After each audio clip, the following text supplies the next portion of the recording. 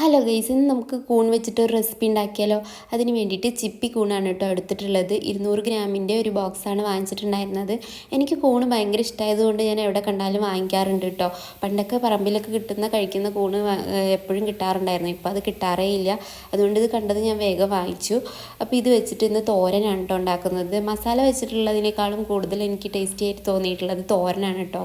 ഈ ഒരു കൂണ് നമ്മൾ കൈ വെച്ചിട്ട് തന്നെ ഇതുപോലെ ചെറിയ പീസാക്കി എടുക്കാം കേട്ടോ. അതിന് കത്തിൻ്റെ ഒന്നും ആവശ്യമില്ല. നമ്മൾ പറമ്പിലൊക്കെ കിട്ടുന്ന കൂണാണെന്നുണ്ടെങ്കിൽ കത്തിയൊക്കെ വെച്ച് മണ്ണൊക്കെ കളഞ്ഞ് നന്നായി ക്ലീൻ ചെയ്തെടുത്തിട്ട് വേണം ഉപയോഗിക്കാൻ. അതുപോലെ തന്നെ ഇത് സാധാ വെള്ളത്തിലൊന്ന് കഴുകിയെടുത്താൽ മതി. മറ്റേതാണെങ്കിൽ നമുക്ക് ചൂടുവെള്ളത്തിലും മഞ്ഞൾപ്പൊടിയൊക്കെ ഇട്ട് നന്നായി ക്ലീൻ ചെയ്തെടുക്കണം. ഇപ്പോൾ ഞാൻ ഇത് ചെറുതായി നന്നായി കട്ട് ചെയ്തെടുത്തിട്ടുണ്ട്. ഇനി നമുക്ക് ഇത് നന്നായി ഒന്ന് വാഷ് ചെയ്തെടുക്കാം കേട്ടോ. ഈ ഒരു തോരൻ ഉണ്ടാക്കാനാണെങ്കിൽ ഭയങ്കര ഈസിയാണ്. അതുപോലെ ചോറിൻ്റെ കൂടെയും ചപ്പാത്തിയുടെ കൂടെയൊക്കെ കഴിക്കുകയാണെങ്കിൽ നല്ല അടിപൊളി ടേസ്റ്റിയാണ് കേട്ടോ. ഇനി ഇതിലേക്ക് ആവശ്യമായിട്ടുള്ളത് അരമുറി തേങ്ങയാണ് കേട്ടോ. ഒരു അരമുറി തേങ്ങ എടുത്തിട്ടുണ്ട്. ഇനി അതിലേക്ക് 2 പച്ചമുളകും കൂടി ഇട്ട് നന്നായി ഒന്ന് ചതച്ചെടുക്കുന്നുണ്ട്. നന്നായി അരച്ചെടുക്കേണ്ട ആവശ്യമൊന്നുമില്ല കേട്ടോ. ചെറുതായിട്ടൊന്ന് ചതഞ്ഞ് കിട്ടിയാൽ മതി. ഇനി ഒരു പാൻ അടുപ്പിൽ വെച്ചിട്ട് അതിൽ എണ്ണ ഒഴിച്ച് കൊടുക്കുക. ഇനി അതിലേക്ക് കുറച്ച് കടുകും വറ്റൽമുളകും കൂടി ഇട്ട് നന്നായി ഒന്ന് പൊട്ടി വരുമ്പോൾ നമുക്ക് കൂൺ അതിലിട്ട് കൊടുക്കാം കേട്ടോ.